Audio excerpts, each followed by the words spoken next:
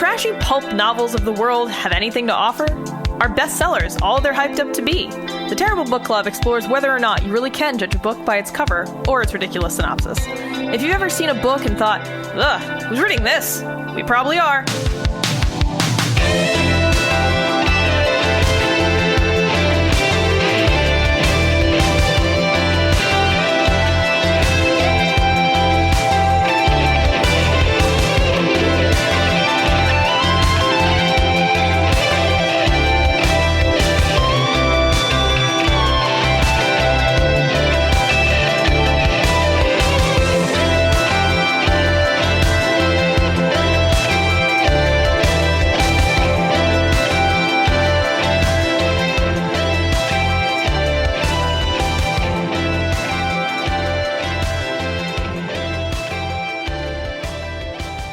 Hello and welcome to episode 52 of the Terrible Book Club. I'm Chris, and this is Paris. Hello.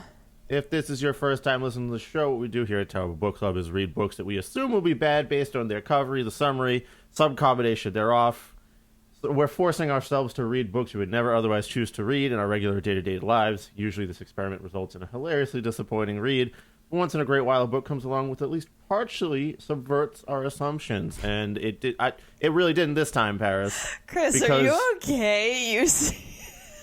You said covery, and they're off, and you kind of just mangled that last sentence. I'm really bad at reading from copy, Paris. It's just no, it's not fine. It's fine. That fits with the overall theme of the day. I am recording from my couch, and I am holding the microphone, and I have no pop filters. So that's okay. You know, hey, it's like oh yeah, dude style podcasting. Yeah. Just, two people hand holding microphones. So this time we read something different. It's certainly unlike any other book that I've read before because it's more like a long form game facts post with like a life story up top, like it's a recipe from like allrecipes.com. You know how when you try to like find a recipe, fucking hate this. Go ahead and describe it. And then like you Google like, oh, how do I make a pasta and meatballs? And then there's like someone's life story about their grandma's pasta and meatballs recipe straight from Italy. And you for, keep the scrolling first, and it like, never ends. Full third of the page before you even get to any like content. That's what this is, except it's like a walkthrough for Super Mario Brothers 3. We read Super Mario Brothers 3 brick by brick by Bob Chipman. This was a selection made by our patron Lynn. Thank you for your support, Lynn, and we hope you enjoy this episode, because I didn't enjoy reading this book one bit. Yeah, well, I enjoyed the, like, 4 things I learned that I didn't know. So, you know how most of the time we read books on this show that aren't really targeted towards either of us? Like, neither of us are the intended audience for the books that we typically select. I mean, not all the time. But in this case, I feel like this book was targeted at us because we are in that age range. I personally grew up playing Mario. That was my jam as a kid. I had various Nintendos, but I loved Mario stuff. That was the thing I played as a kid. So I was actually kind of excited to read this because, I grew up playing Mario. There's some nostalgia there for me. I like video games. I mean, I haven't played a Mario game since, I think, Super Mario Galaxy, so I'm a little behind. And I didn't even play that one a lot. But I do have very particular memories about Super Mario Brothers 3 because weirdly, that was the game I played with my cousins whenever we would stay over my grandmother's house when I was really young. Yeah, some classic childhood video game. Yeah, so, like, I was pretty young, so I never beat the game because, the 3 of us, me and my 2 cousins, would be over there, for a weekend, and we would do other things, so I never beat it. I think I was probably like 5 or 6. I don't know. I was pretty little. So I didn't have all the memories that Bob talked about for all the levels, but I remembered a lot of it. And it was like, it was fun to think about, good times when you're a kid. But this book was disappointing in a lot of ways. Before you go on a little bit, I kind of want to talk about how I might be the target audience here too, in a way, especially since this is basically like a text Let's Play of Mario Brothers 3. Mm-hmm. And let me tell you, Paris, I spend so much time listening to or watching some Let's Plays related content. You are how I got into watching Let's Plays too, because Chris, I think it's fine if I say this, but when Chris and I lived together before for many years when we were in college and stuff, he was always watching Giant Bomb stuff, and I didn't really know anything about it, and then I would just like pass by his room and it would be on, and I'd sit there and we'd end up watching it for hours because it was so funny. And I ended up really liking that and was like, oh, this is cool, and Chris, like Chris said, he watches way more of that stuff than I do, but I'll be honest, like Giant Bomb is a particular niche where it's like actually really good, and I'm more into like the personalities playing things. Like sometimes I don't watch all their content. Sometimes it's just fucking boring to watch because let's be honest, watching people play video games is a very borderline kind of activity in terms of how to choose to spend your time. Yeah, I have a confession. I mean, I haven't really been watching Giant Bomb that much since Drew left, so... That's totally fine. I mean, I've been giving them $5 a month for, like, the last 7 or 8 years of my life. Yeah. To get access to the premium content. I don't even watch all of it, because a lot of the time now I have that stuff on in the background while I'm doing other stuff, maybe even while I'm editing this podcast, just kind of off to the side or something like that, or while I do chores or fold clothes or something. And I subscribe to plenty of stuff on YouTube, not only in the Let's Play sense, but in, like, video essays about game design or, opinions or critical analysis of games and stuff like that. So you are literally the target audience. I am 1,000,000% the target audience for this book, and it just doesn't work. Yeah, so before we get any further, let's just quickly I'm going to read the back of the book summary just so you understand what this book claims to do. You can read it clearer than I can. Yeah. And also content warning. This week's content incredibly clean. So there's a quick mention of terrorist attacks that we briefly have to touch on, but otherwise you've got nothing to worry about but our usual barnyard language. So, pretty good. So the summary for this book is as follows. More than a strategy guide, bigger than a retrospective, Super Mario Bros. 3, brick by brick, is a whole new look at one of the greatest video games of all time. Film critic and game journalist Bob Chipman, creator of Escape to the Movies, The Big Picture, and The Game Over Thinker, attempts the most in-depth analysis ever of his all-time favorite game, Super Mario Bros. 3. The 205-page book chronicles his own most recent journey through every step of the game, missteps and all, while analyzing every element of this enduring NES classic for its artistic, cultural, and even historical significance.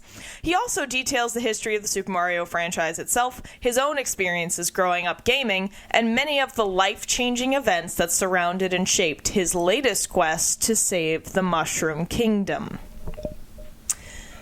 I have issues with this summary because it says that it is going to be he's going to attempt to do the most in-depth analysis ever of this game and explain all the artistic, cultural, and historical significance behind it. And, I don't think that happens. There was none of that. If there was any analysis, it was like an extremely shallow surface level look.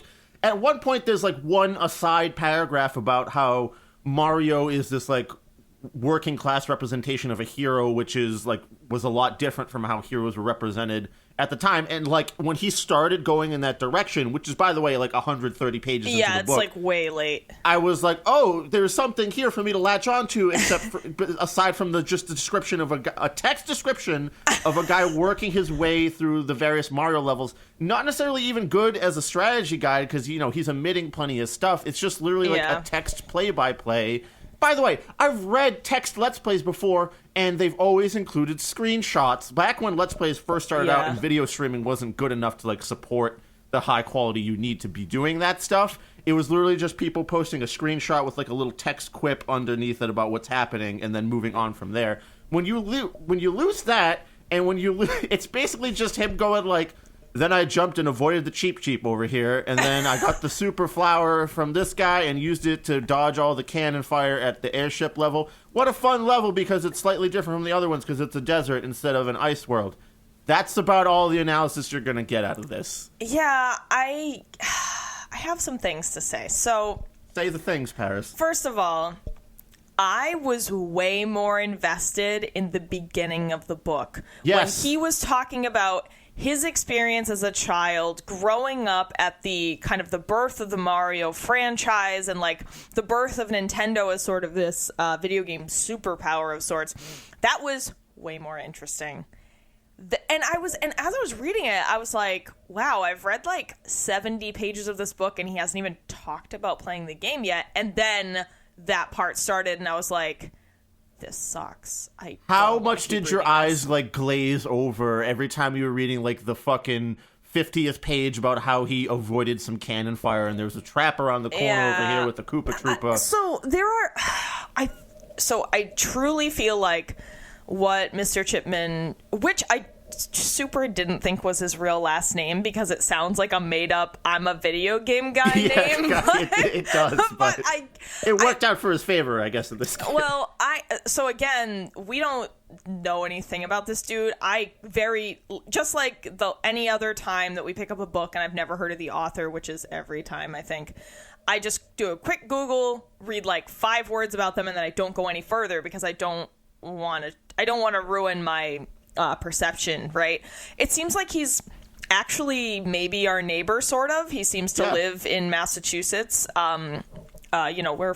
We live in Boston, and I guess he lives in the North Shore, so... He talks about moving into a specific apartment in Revere. Yeah. And that's very close. Like, hey, I play at Sammy's Patio all the time, Bob, so if you hear this podcast and you got a problem with me, I don't know, maybe fucking roll down there when Graveborn's in town and give me a what for or whatever, but... No, I mean, I don't... grab the fire flower and fucking immolate me as on stage. I mean, it doesn't need to be antagonistic. Like, no. Honestly, I feel... This guy is pretty successful. Like, Bob has a Patreon where he makes what, like $4,000 a month through his Seems Patreon? to be doing, like, perhaps his like movie criticisms are way more in depth than what he's doing here. I just feel like this was this feels like a complete failure of the use of this medium to describe something. Because I was trying to find like an original like thought or analysis through this whole thing, and the only real originality about it is he mentions up top, he's like, oh, what's this niche I could fill that like no one's ever done before? Oh, a text playthrough of a video game. And that if that's your only original idea, I gotta say, like, there's a reason no one's done that yet, because it's pretty boring to read through. Yeah, honestly, it would have been a lot. So this man clearly has a dedicated fan base, enough that it's able to support him, right? Like, he makes this money through Patreon, through his movie reviews. I'm sure he makes money through other websites. It's fantastic that he can pay his rent and live doing. That's amazing.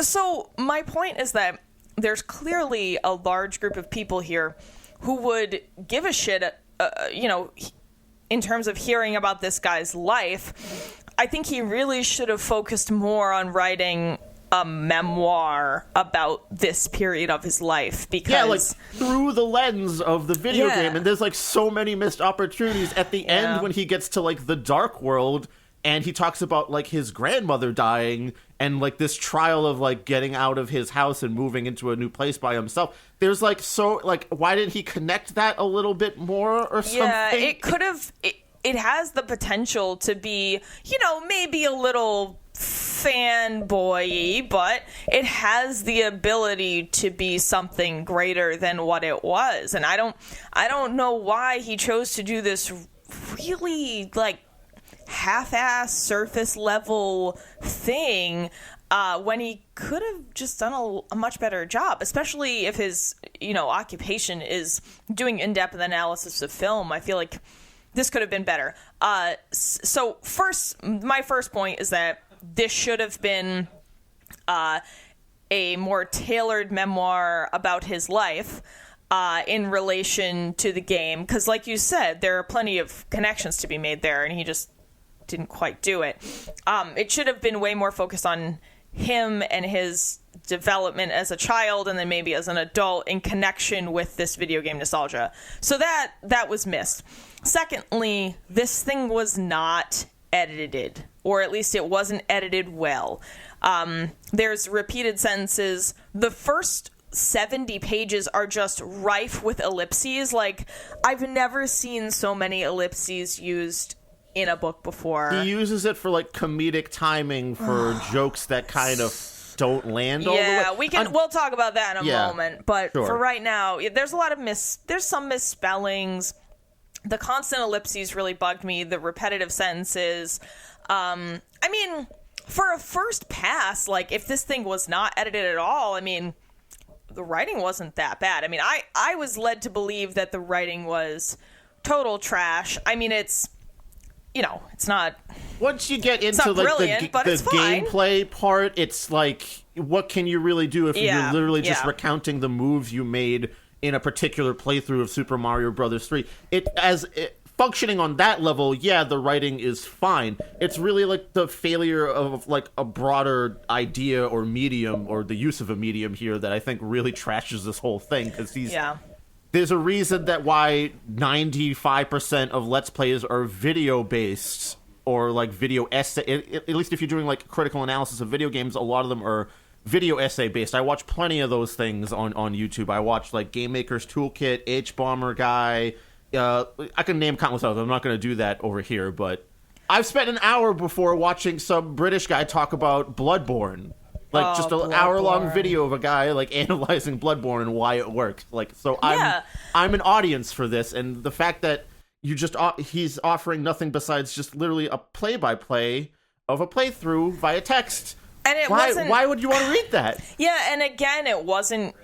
It didn't even meet its own goals, right? Because he was saying he's attempting the most in-depth analysis. He's going to go all into all this artistic, cultural, historical stuff. And I mean, he barely does that. Like once, like you said, you know, he made that good point about Mario being a working class hero for the late 80s, early 90s. And I was like, oh, damn, yeah, where's more of that? And then that didn't happen. And then we returned to, well, then I jumped on the Koopa and I threw the shell at the Goomba. This is an interesting trap, because usually in the other Mario games, you would throw the Koopa... And I just tuned out so fucking fast every time. Like, I don't mean to be too disparaging, but this whole book read as though you were describing the rise of Nintendo and playing Super Mario Brothers 3 to your grandma,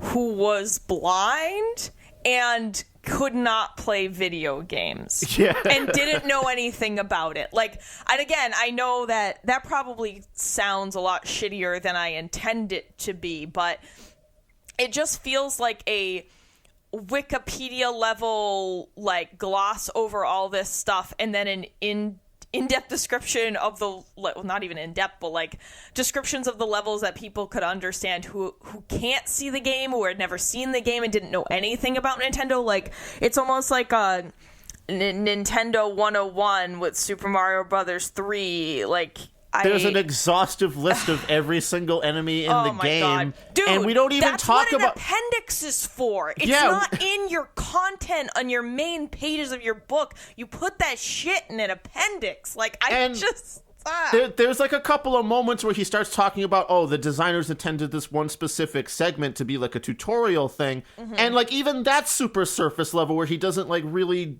dig deep into like how the designers created every single brick by brick aspect of this game, which the title would have you believe that he's, you know, gonna go over at least like, well, this is a clever use of this enemy over here to kind of teach you things, and that happens like a handful of times, but not enough to call this an in-depth analysis. Right. And overall, I feel like there was just a lot of missed opportunity. Like, this could have actually been a successful I don't want to say book, because my other criticism is that I don't think this needed to be a book.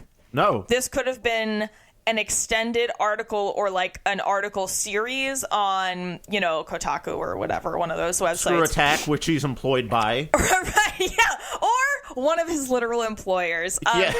Yeah, You know. I mean, I don't think that this needed to be a 208-page book. Especially when 130 pages are a play-by-play that's not even good as a strategy guide, honestly. Yeah, I mean, yeah, I don't understand. Like you said, why would you want to read someone saying... I mean, obviously, we need to read you some of these passages because you're not going to understand what we're talking about. Let me just... Hang on, I'm just going to whoop down to a just section. bring up any random level that he talks about here. Like I said at the top of this thing, I don't know if you ever looked up strategy guides online when you were younger. There was a popular website called GameFAQs, Game FAQs, that just had like text files that random people would submit of how to beat games and stuff. And it really reads like one of those with like the my grandma's recipe story appended to the top, except this time I was way more interested in the grandma's recipe story than getting to the pasta and meatballs weirdly. recipe down below. Sorry that I keep using pasta and meatballs as the recipe here, but I guess we're sort of like Italian American in genre over here. Can I start doing my Bob Hoskins Mario impression? No. I'm gonna... All right, Luigi, fine. you need to get the pasta at the end of the thing. Jesus. Stop talking about grandma's recipe and just cook the fucking thing. Actually, while we're talking about Bob Hoskins as Mario, this book does mention 3 forms of Mario media, one of which we're going to have to watch for the Patreon. So it's either going to be Super Mario Brothers movie, Super Mario Super Show, or this movie called The Wizard, which was a movie, like it was just like an ad in movie form that Nintendo paid for just that Power Glove line, if nothing else. Yeah, so I guess Nintendo bankrolled this movie to basically just be an advertisement. And at the end of the movie, there's like a video game competition, and in the movie, they show clips of Super Mario Brothers 3, which had not yet been released, so it was a big deal because it was like well before the release of the game, maybe a year before or something. Yeah. So you could only see that if you went to go see the movie because this was the 80s, right? Yeah, there's no internet websites to get your news from. Anyway, so we'll be watching one of those things for the Patreon. If you feel strongly about any of them, let us know, I guess. All right. So here is one of his descriptions. World 3, Fortress 1. The first of World 3's 2 fortresses is the first puzzle dungeon in the game. Another gauntlet of thwomps and boos with the added feature of 9 seemingly identical doors along the way. One door takes you up to Boom Boom. The other takes... The another takes you to a 1-up. The remaining 6 drop you into open space above a huge interior pool. I'm still wearing my frog suit, so let's see how long I can keep it. I don't think I've ever beaten a boss while wearing one. Immediately, you can tell this fortress is different. The usual empty black backdrop replaced by a pattern of stark onyx brickwork, towering vertical windows, and huge Greek columns. The floor is black and white checkered tiles, identical to the ones seen on the title screen.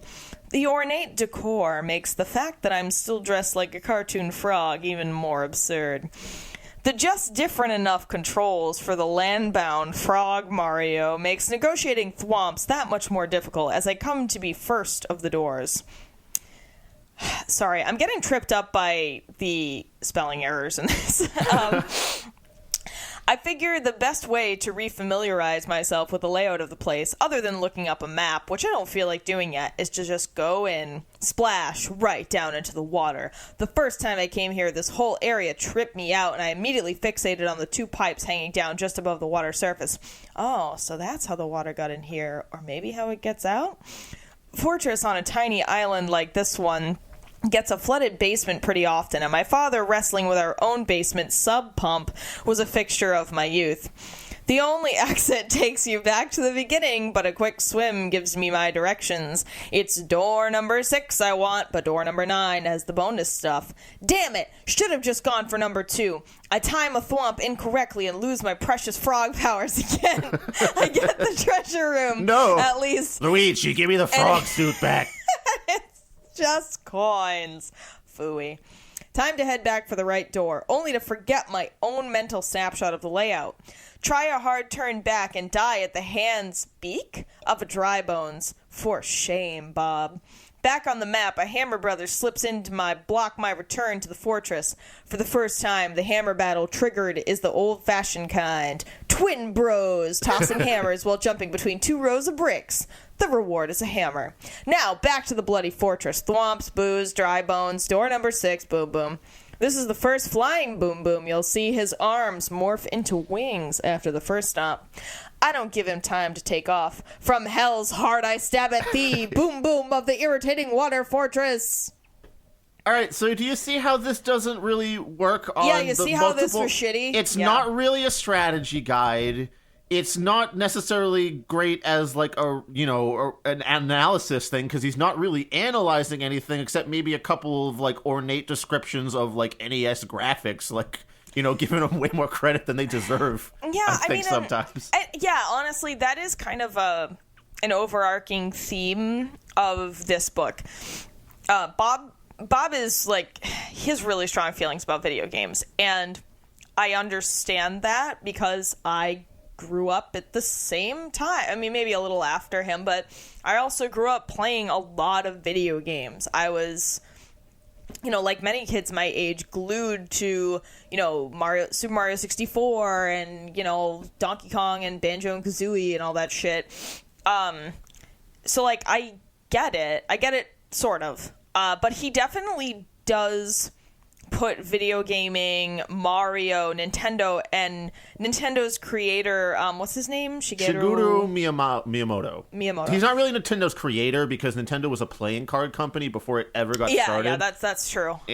He's just kind of like the figurehead of Nintendo now that they're a gaming juggernaut, essentially. Well, he created Mario, right? Because he had to repaint repaint the sprites sorry if we're saying anything that you don't know about because you're not into video games, but sprites are the little characters basically in the video game. Basically, like, he's the one who created Mario, and that's cool, but the dedications at the beginning of the book go as follows. Oh yeah, this part. This book is dedicated to Shigeru Miyamoto for saving my life more times than he knows. Christopher and Catherine Chipman for always being there. Peter and Patricia Chipman for everything. And in loving memory of Evangeline Chipman for setting an example. So you see here, the creator of Mario is above all of his family members. He comes first before the rest of the family somehow? Including his grandmother who just died, who gets last billing on this list, Evangeline.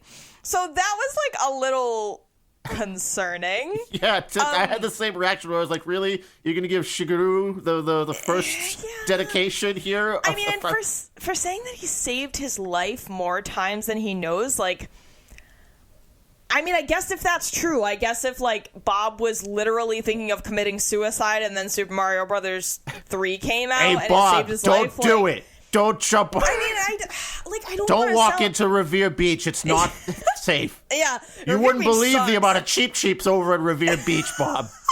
I had to hammer them all one by one. I mean, that's probably not too far from reality. I've been to Revere Beach. There are a lot of huge-ass rats. There's probably a bunch of evil fish in there, too. Probably some strange mushrooms, too, like just lying around, to be honest with you. For those of you not from Massachusetts, Revere Beach is like... It's public transit accessible and therefore kind of shitty. Like, people don't treat it super well, so it's kind of like a real crappy beach, but it's sometimes the only beach people can get to, so there's still a lot of people on it, but no one's really happy about it. I've played many a show right next to Revere Beach myself, and even then I won't walk over across the street to stand in the beach. Yeah, there's a venue called Sammy's Patio. It's also, hey, Sammy's has helped me out. I'm not going to disparage Sammy's, man. No. I'm not going to disparage it, but like Dante, I love you. You've booked me on many shows. You do great sound. If somehow you're listening to this, I love you, man. I doubt it. But yeah, no. I mean, Sammy's is fine. I don't have any problem. It's just a pain in the ass to get to. Not for me. It's the easiest venue for me to play for Graveborn. That's true. For most people, it's kind of a pain in the ass. It's way out on the blue line. Anyway, that was a digression no one cared about or needed. But yeah, a lot of the things in this book felt a little hyperbolic. Like he was inflating the importance of things. But then again, I don't want to sound like an asshole, because if this was really that important to him, if like Miyamoto really did save his life with Mario, like, great, but I just have a hard time believing that, I guess, right? Like, especially it seems a little ridiculous. He's talking about moving out of his parents' house that have been supporting him while he, goes for his, career aspirations, which there's nothing really inherently wrong with that, but writing a book right as you're moving out and then dedicating the top billing of the dedication being to a Japanese dude you've never met that probably doesn't give a shit about you, let's be honest. Like, yeah, I mean, and even the things he says, like, for example, video games were the rock and roll of my generation. No, the rock and roll was still a thing that existed. He even talks about, like, being kind of the nerdy kid, and, like, he was excited at one point because, like, Super Mario Bros. 3 was such a cultural phenomenon that he was, like, cool for a second or something. Yeah. But they were still, like, the nerd shit back then, dude. He also calls Shigeru Miyamoto an iconoclast. He refers to him as an iconoclast or iconoclastic multiple times throughout the book. And I think that's kind of weird. Because I know that, he repainted that game and made Mario. And I think he pushed for, he kind of sort of pushed for Mario in some way. I don't know. But, like, he wasn't an iconoclast. We're talking about Japan in the 80s here. Like, if somebody was an iconoclast, they would be fired, right? Like, this person is not pushing back so hard against the established,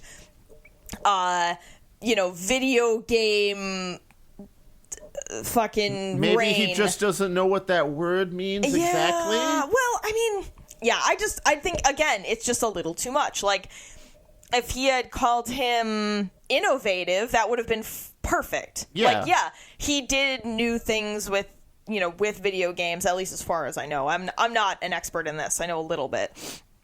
That were... No, Miyamoto had some fresh, bright ideas that worked out really well and continue to work out well to this day. But an iconoclast is somebody who wants to, like, topple a regime, basically. And that's, like, not what this was. Maybe with, like, the Wii and, like, moving into, like, the casual gamer sphere instead of, like, the hard, that thing, you could maybe consider that part a little bit, but that's really stretching the fucking definition there, I would say, too. There's a really funny typo. There's a sentence that's supposed to say, it should be a game I loved, but it says, I should be a game I loved. I should be a game that I love. And I was like, wow, that was a really... Play me, please. Yeah, I don't know. There were some things I learned that I thought were cool. Like, I didn't know that, that this was the first, or maybe this, like, the first Mario game. What was it called? It wasn't called Mario. It was the Donkey Kong game or whatever. Yeah, Donkey Kong. Wait, are you talking about Super Mario Bros. 2 right now? No, or the fact I'm talking about when they repainted the radar scope to be Mario, and they called him like Mr. Video or Jumpman or something. Yeah, he was known. Mr. Video was like the in development term, and Donkey Kong he was called Jumpman. Sorry. It was interesting to hear that, like, that was the first time a game had tried to use a narrative to engage players rather than just being like, get points. They were like, no, you gotta save this lady from this big monster. And I was like, oh, okay, I didn't know that. That's cool. But mostly, I mean...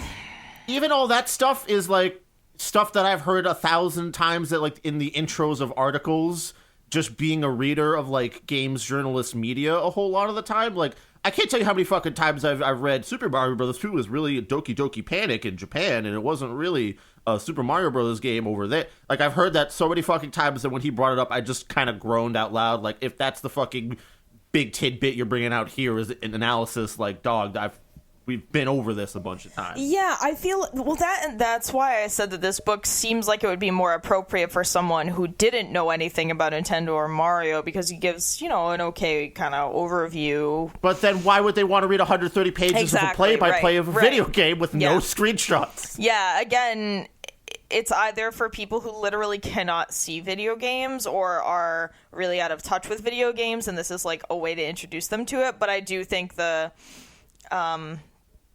like let's play portion would drive them to drop the book. No one wants to read that. Yeah. Can I want to make we're gonna break off on a tangent here, but I had one thought about this book and where it would kind of work, but it's also an example of why this one type of thing wouldn't work. So, Paris, how much do you know about Gamergate? All I know is that people were real mad because some ladies were like, hey, games are kind of misogynistic and have a tendency to use women as backdrops rather than characters of any agency. And a bunch of people were like, you're a bitch, fuck you. And it was like, thanks for proving my point. Is that a good assessment? That's like one layer of it. Yeah, I don't really know more about it than that. The other, the side that you're talking about basically was coming at it from a point that, okay, so there was a lady named Zoe Quinn. She made a game called Depression Quest. It was basically like a multiple choice adventure game that just made the point that like, hey, depression fucks you up so bad you can't really do anything. No, it's hard to do that. I didn't know and it was like a little indie sensation, and then like, I don't know, a couple years later, an ex-boyfriend of hers like releases a statement that's like, Zoe Quinn was messing around with game reviewers to get favorable reviews for her shitty ass game, and then also she doesn't love me anymore, and what the fuck.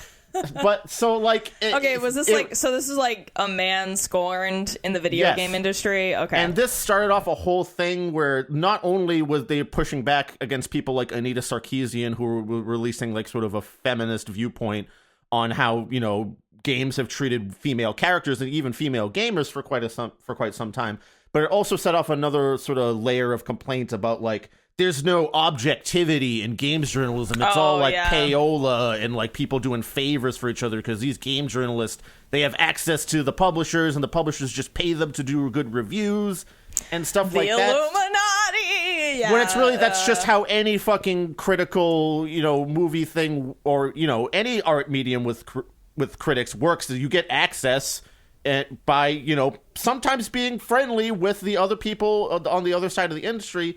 And there was always this thing of like, games journalism should be objective, reviews should be objective. But every time I read someone like putting objectivity in reviews on a pedestal, I have to say you're missing the fucking point of art criticism almost entirely. Because an objective review of a game would be what this fucking Let's Play is right here. It's like, level 1 has these enemies in it. There's this kind of music. It looks like this. And then I could jump through them over here. It's like... that's what an objective game review would be, and it's fucking boring, and there's nothing to like be gleaned from it aside from a literal play-by-play of what's happening in the game. So I hope this can stand as an example of why those Gamergaters had the whole thing about objectivity in games journalism completely fucking wrong in my book, because you want the subjectivity of the reviewer in there. You're not supposed to take every reviewer's like opinion as absolute fact. You're supposed to understand the context of the reviewer, understand their personality a little bit, what they like, what they don't like. If that doesn't line up with your own ideas of what is good or bad in the game, maybe find another reviewer that fits your, subjectivity better. But, oh God, I don't want to sound like I'm fucking defending crazy people, but I understand the basic idea of like, hey, people shouldn't be writing reviews if they're paid a huge sum of money to write something positive, like they're being, forced. Absolutely, to, and that's totally. That's I will say that's how Giant Bomb was created, because Jeff Gerstmann was fired for basically writing a review that was a little unfavorable toward a game that had like a lot of ad space placement on the website he was writing for. Yeah, and that's fucking bullshit. Like shit like that is ridiculous, and I agree.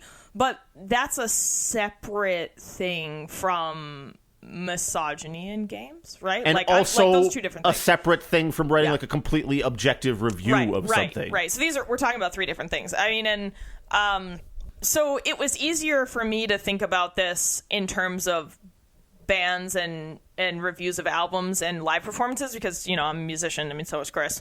But that's like more relevant to my day-to-day. Yeah. I mean, I like video games. I play video games, but like it's not at the forefront of my life like music is.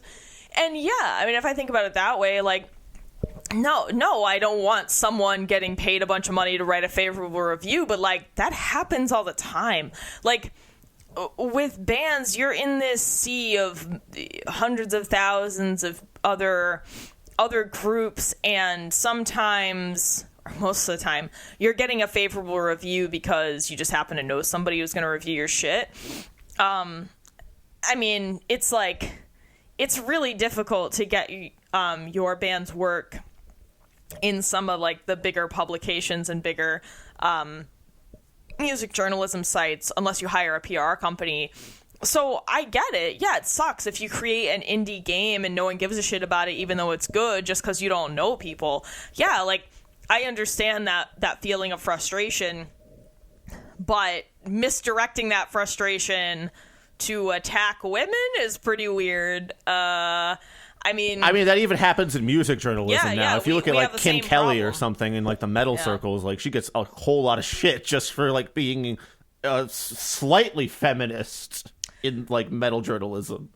Anyone who ever says anything, it's a whole bag of bullshit. It's basically the same shit that was happening in video games is just still happening in the heavy metal scene. Or any kind of heavy music, like hardcore or whatever. Yeah, a lot of people are disparaging and shitty to women. Some people feel like women have no place in heavy music. Some people feel like they do, but they just need to shut up about it and just play their instrument or whatever.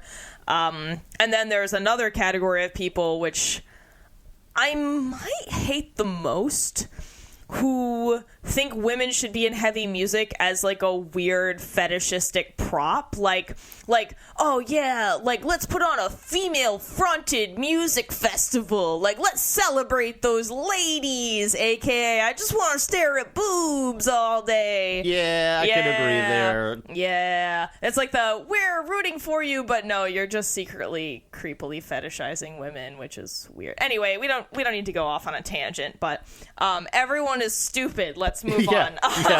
Everyone is Will you terrible. please fucking stop complaining about this dumb shit and just let people make their art? Yeah. I guess, what are we doing right here with this guy? Like, he's trying to write a book in this niche that is unexplored. But, again, Bob, if you're listening and you're gearing up to punch me in the face the next time you see me at Sammy's or whatever...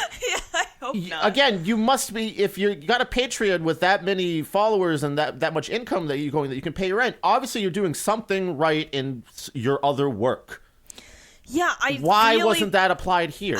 Yeah, and I just really think that this should have been, like I said, a long form article or an article series about him growing up during the heyday of Nintendo and his relationship to the game, and it was just so much more compelling to read about him. And like, honestly, reading about his life made me feel like sympathy. Like, I was like, sure. Oh man, this guy kind of has a shitty life, and he's making the most of it. Like, he doesn't write that he's depressed and lonely, but I definitely don't know how got a shitty sense his of life that. is really if he's making a living doing something he enjoys. Well, now this book was written 9 years ago? Sure. No, 7 years ago. Sorry, it was written came out in 2012. So this was kind of maybe at the point where he was starting to.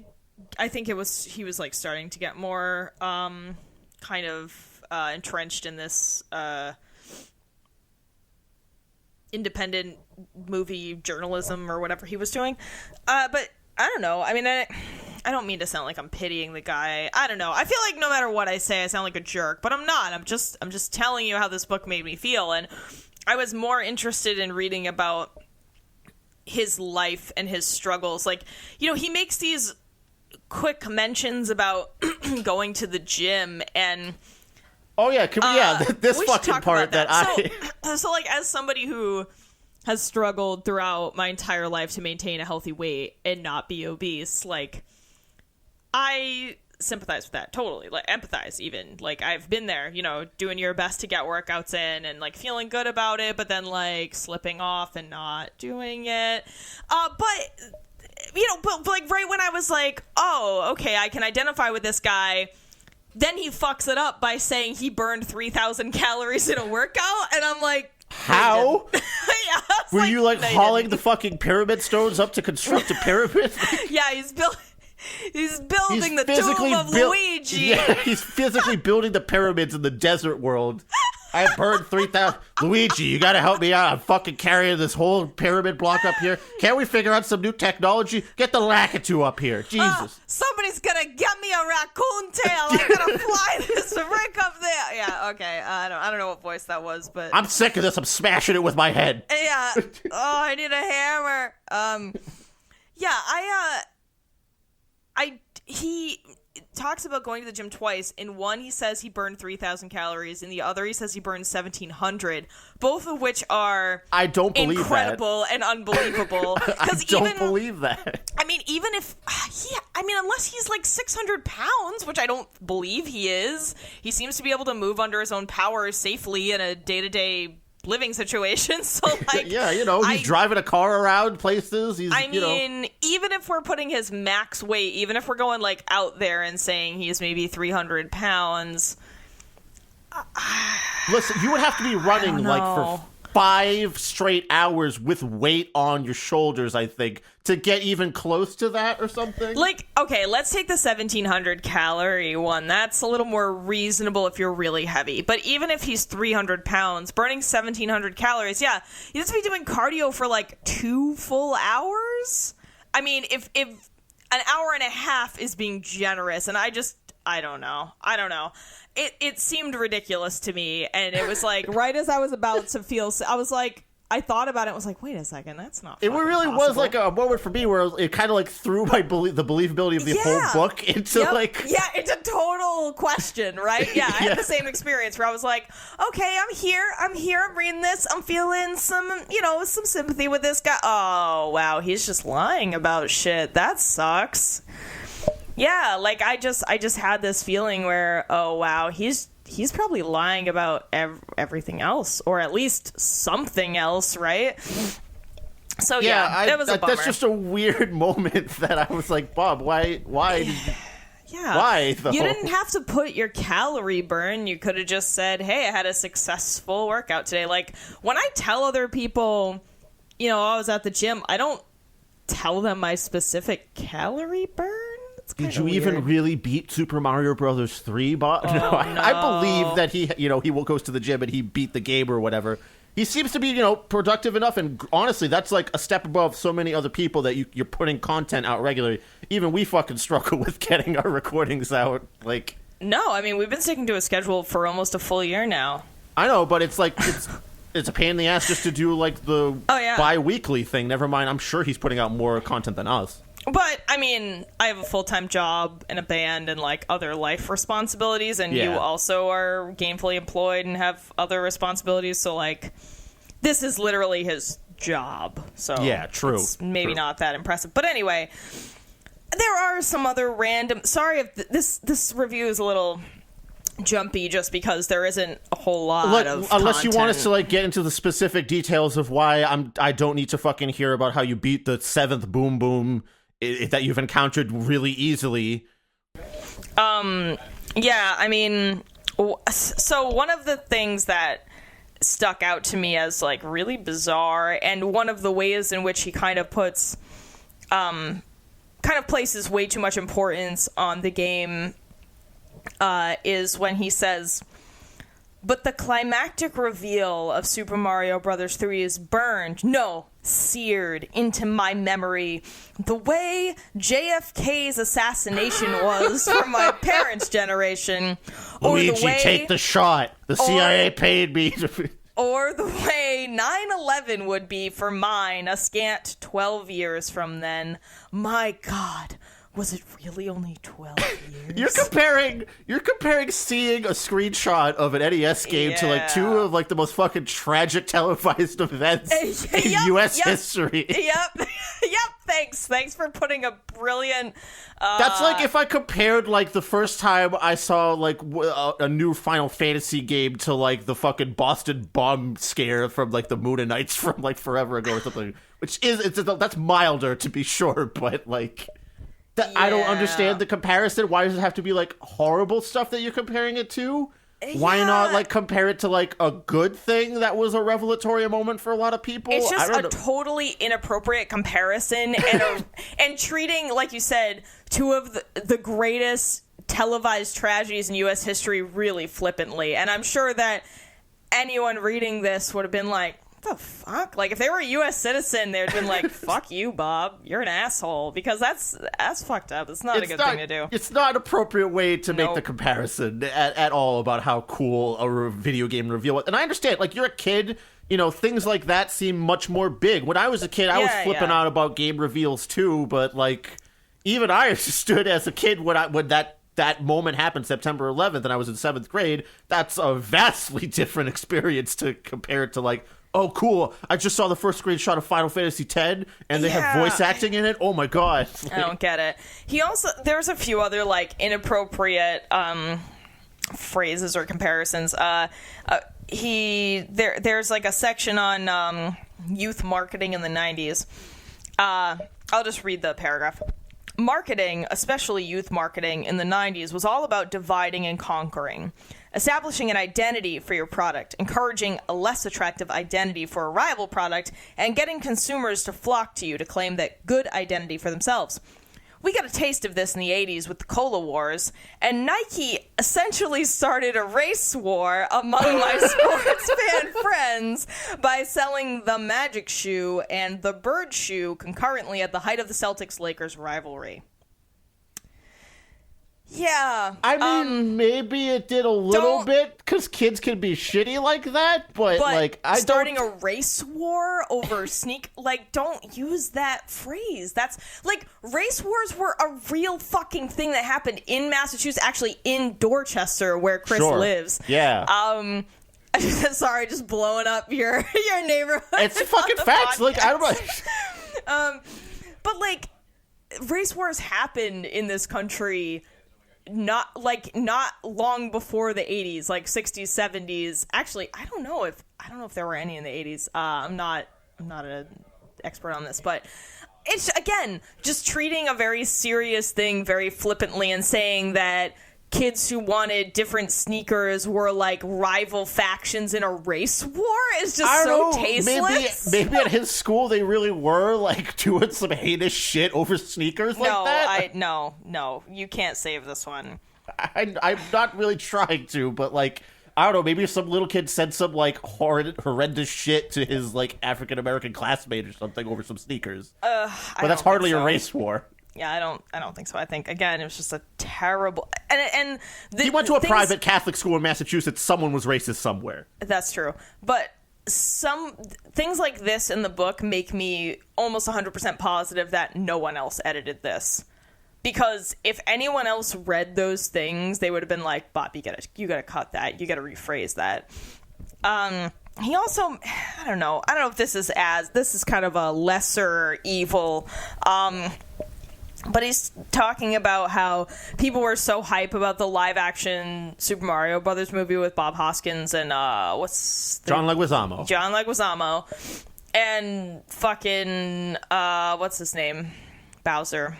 Who played Bowser? I forget. Was he, fuck the baby man in Blue Velvet? What? What? No, wait, is that the same guy? I don't know. I've never seen Blue Velvet, but that sounds like a movie I don't want to watch now. Don't see Blue Velvet. Like, I love Twin Peaks and all, but I do not like Blue Velvet. David Lynch, I don't know what the fuck you were doing. What the fuck is the actor? Oh my god, what? No, it's not the same person. I'm sorry. I'm fucking losing my mind. It's okay. You can go look up who played Bowser in the Super Mario Brothers movie on your own time. No, he's like an established good actor. Why can I not remember? because no one really needs to know. Bowser movie. Bowser. All right. Well, while you're searching that, I kind of want to like take a second to say something that's sort of relating back to the Gamergate stuff. When I did a cursory Google on Bob here, I found that he's not popular among the surprise, surprise, Gamergate / 4chan Dennis types. Hopper. Oh, Dennis Hopper okay. was Bowser, which is bizarre.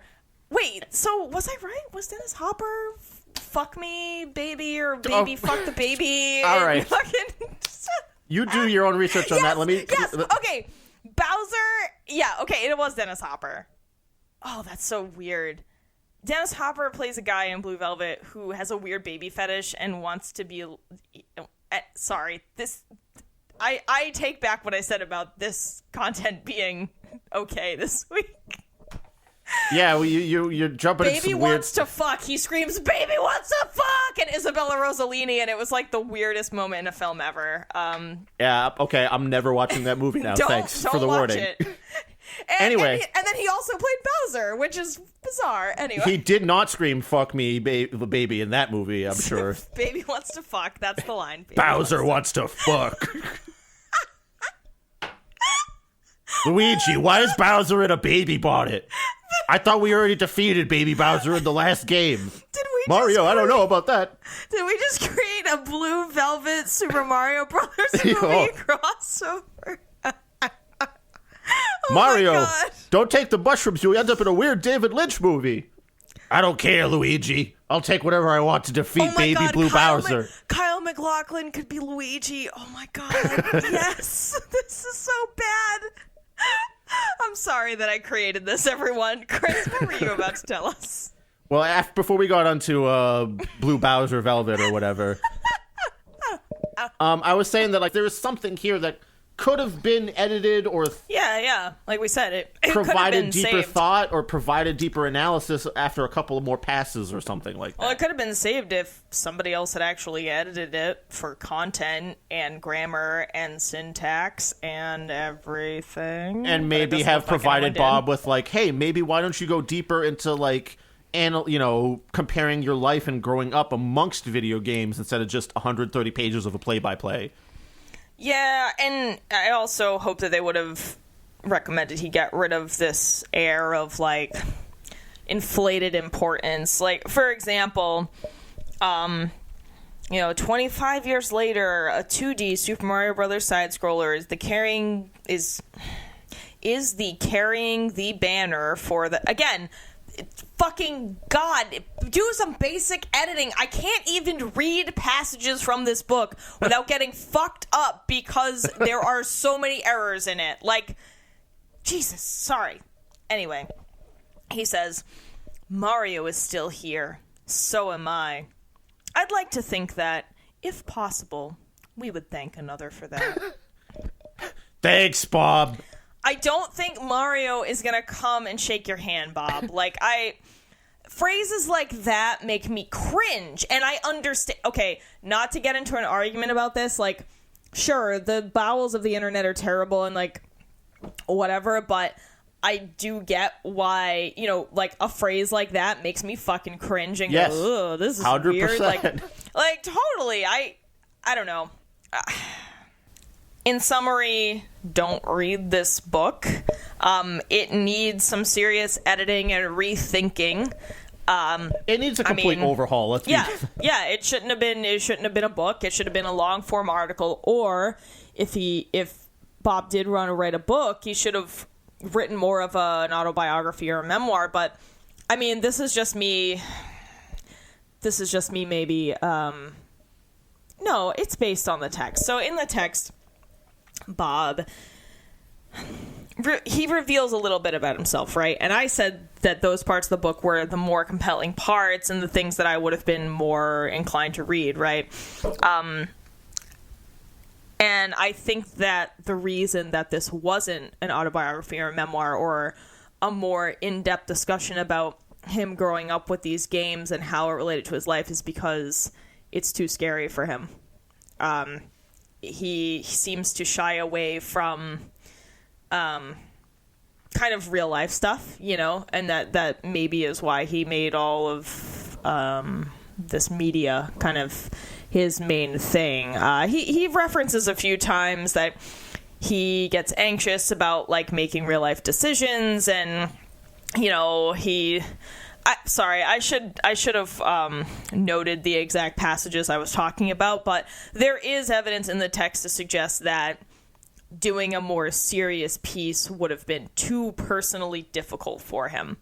But, you know, Bob, if for some reason you're listening to this, you should have just gone for it. I mean, you still can. Like, that's way more compelling because you want it's to confront those demons, right? And that exactly, like Chris said, it's going to make for a way more compelling read if we see a very human person struggling with very human things, even if it's in a fantasy setting, right?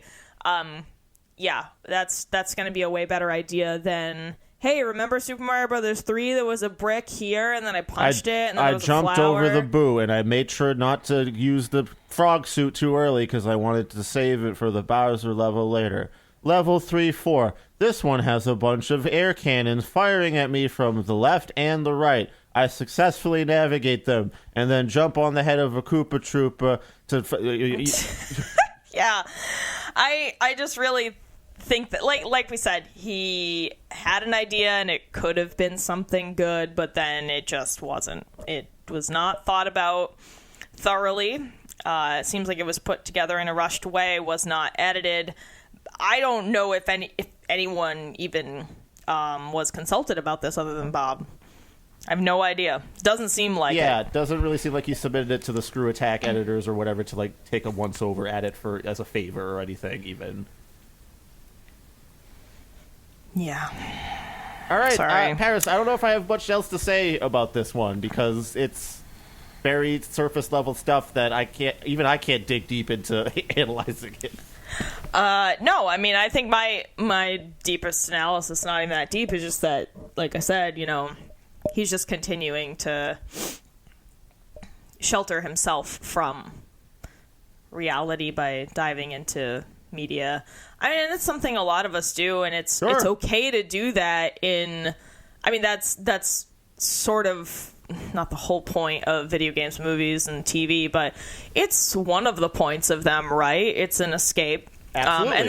And that's fine. There's nothing wrong with that in certain doses, but I definitely get a sense from this book that it might be a little unhealthy, and maybe that's why so many people critique him, but it's his own fucking life. He can do whatever he wants.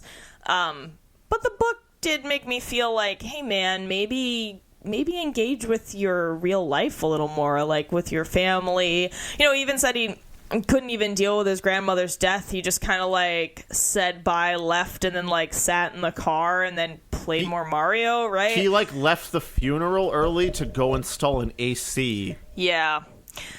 And again, we're not saying he's a shitty person. We're not saying that any of the stuff is bad. If anything, he should have focused more on those things and explored those things. Yeah. Because that would have been a way more interesting book. I would have 100%. cared more about it. Exactly. And again, I'm sure that his fans would love that. He has all these people who support him directly each month, and they want to read that. They want to identify with someone else struggling so hard with reality that they go too far into video games, movies, TV. Like that's the thing that people want. They want to share that mutual understanding, and they probably deep down want to work through that together, right? Like they want to feel like this person who they idolize, or maybe not idolize, but who they really like and whose opinion they respect, is going through the same things they are.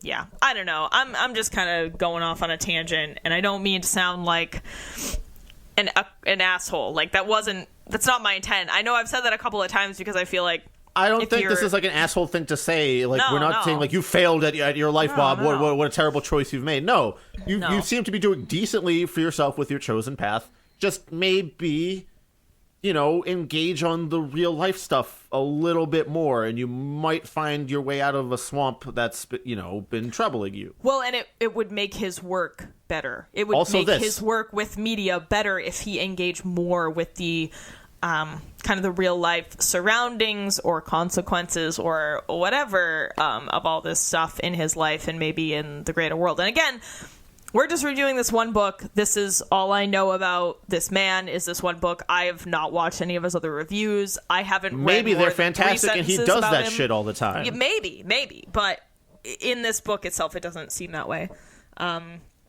And yeah, even I wouldn't recommend this. Don't read this. No, there's no reason. If you're nostalgic about Super Mario Brothers 3, either go play it again, or maybe watch a Let's Play with video and good commentary. So sure that there's a video essay on Super Mario Bros. 3 that there offers has to be, dude. legit deep analysis into some other aspects. Whether I've seen even I watch a YouTube channel called 8-Bit Music Theory, and he dives into the musical aspects of a lot of the songs and music in there, and really deep dives into the functionality of specific intervals and chords and how they elucidate certain emotions and how they work with the game. It's fantastic. That's fucking interesting. Yeah. Super. I mean, anyway, sorry, Bob, but you gotta start over and try again. This was not the book that you wanted to create based on the thesis statement you had, right? Yep. And I also just don't think it's a book that a lot of people would get much enjoyment out of. Yeah, Bob, grab that one-up mushroom again, try again. Yeah. This time Yeah, put man. on a Tanuki suit or something. Yeah, man, when it comes to writing, you got infinite lives. Scoop them up. What a cute Scoop 'em metaphor. up. Oh, I like that, Paris. That just came out. It wasn't really intentional, but All right, well, that's a nice point to end on. Yeah, and now I have to worry that he's going to kill me in the night because No, he doesn't lives seem near like us. that. He doesn't seem like that kind of guy. Please don't kill me in the night, Bob. Kill me during the day in the daylight. Face to face. Like a proper confrontation in a side scroller. Yeah, Face to exactly. face, man. You can stomp on my head and move on with your life. Oh, I have a random thing to say. So, we bought this digitally through the website fangamer.net. And I would just like to thank Fangamer for having a really sick Dark Souls pin that I bought from my vest. So thanks. So buying this book, there was a silver lining. Paris, did you sleep with the Fangamer owner and now you're providing good reviews? Yep, that's the big secret. I'm a Fangamer whore. I got passed around, so I had to say nice things about the website. I'm on to you. Oh man. Okay, that was a joke. Obviously, it fucking didn't happen. I don't know. I was just buying this book, and I was like, oh shit, they have Dark Souls merch. Fuck yeah. I want to go get like, Dark Souls merch now. Yeah, dude, they've got some figurines. Ooh. I'm not that into figurines, but Do they have Artorias? I guess I'll go check. I don't think so. I guess I'll go check. But there are Artorias figurines elsewhere. Anyway, I found this really sick pin. Thanks for the sick pin. No thank you for this book, I guess. Not really. It was weird. This book isn't available on Amazon. When I looked Bob up on Amazon, there were a series of other books about film reviews and shit, but this one wasn't there, and seemingly you could only get it from this website. So that was a bit odd. I'm not sure why. Maybe it just got a lot of bad press because the bowels of the internet were hounding him and he took it off Amazon. I mean, that's possible. Yeah, who knows? Anyway, we're done with this, I think. Yep. Many thanks to Lynn for being a dedicated patron of Terrible Book Club and for choosing today's book. 3 cheers for Lynn. Hopefully this was pretty cool. I don't know. Hopefully it was all right.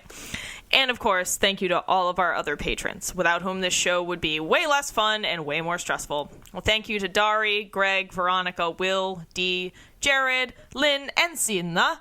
Thank you so very much for your support. Hopefully I got your name right. Thank you. We're only $7 away from our next goal, so thank you. If you want to give us easier access to books and get some Terrible Book Club bookmarks in production, you can head over to patreon.com/join/terriblebookclub and become a patron.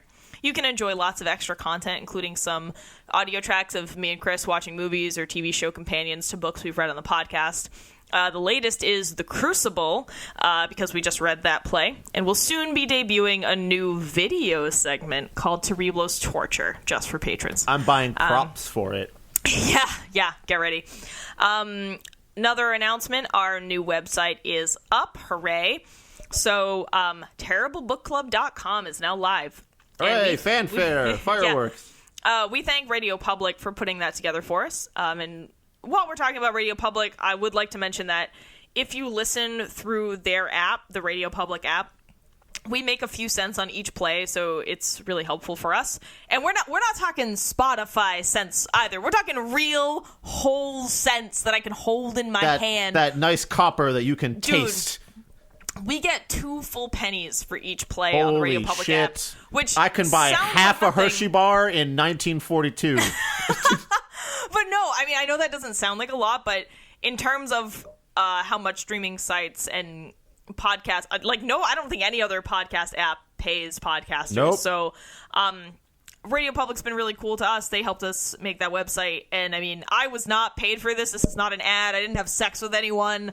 Well, you were paid 2 pennies by the play, right? So yeah, I mean, I use Radio Public as my podcatcher app. Like, that is what I use to listen to podcasts, and I really like it. So this is a genuine endorsement, not paid. But anyway, if you want to help passively fund the show, so that means you're going to help us get money but not have to actually give us any money, download the Radio Public app and listen to Terrible Book Club there. And this goes for any other show. If you listen to other shows, like if you listen to them through the Radio Public app, you're giving money to them as well. So it's helpful. We like when people say hi and interact with us, so you can always reach out to us on Twitter, Instagram, Goodreads, or Facebook. You can also send emails to us at terriblebookclub@gmail.com. You can also submit Terrible's torture ideas in the categories of characters, setting, genre, what was it? Characters, conflict, setting, and wild card. Mm-hmm. You can, go on the Patreon if you want more details on that. Yeah. If you haven't done so yet, it'd be really helpful if you could review the show on iTunes or on any other podcast app or directory or site or whatever. It just helps the show get into more people's ears. So if you like the show, just do us a favor and give us a review, or share the show on social media, or just simply tell your friends to listen to it. Honestly, some of the best advertising is just word of mouth. So if you like us, tell other people you like us. I think that's all we got. Yeah, that's all we got. Thank you so much for listening to my podcast, as Mario might say. That was really terrible. Hey, you played the end of Mario 64, right? Yeah. What about it? He says thank you so much for playing my game. Really? I don't remember that. I mean, I was like 10 when I played that game. Like, it's seared in my memory. You know what? When JFK was shot. You don't know what's seared into my memory from Super Mario 64? What is? Jolly Roger Bay. I was terrified of that fucking eel. I couldn't even play that level. I would get so scared. I would swim back up to the surface and run out of the level and jump out of the painting. Like, I know that wasn't really how it worked, but like, I was legitimately scared of that eel. And I remember even as a small child being like, this is irrational. This eel isn't real. It's in a video game. But I was like, no, but it's scary. I still don't like it. Yeah, I was still terrified. That fucking eel. What was his name? Do you have a name? Eely Eel. I don't think it was Eely Eel. Elio's pizza. Elio's another thing from my childhood that I run from screaming. Anyway, with that, we'll see you next time. Goodbye. Bye, Paris.